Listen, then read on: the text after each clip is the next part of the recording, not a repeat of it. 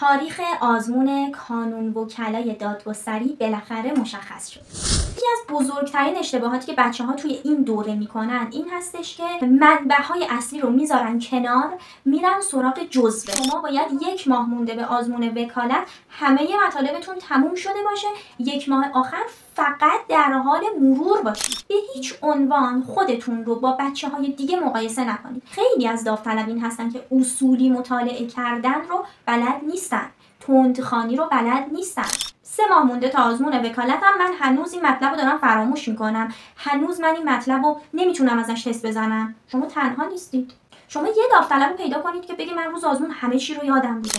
برای کسی که هر روز صبح بلند شه و کرونومترش رو روشن کنه و آخر شب 12 ساعت 11 ساعت مفید مطالعه داشته باشه، زمان کم نیست.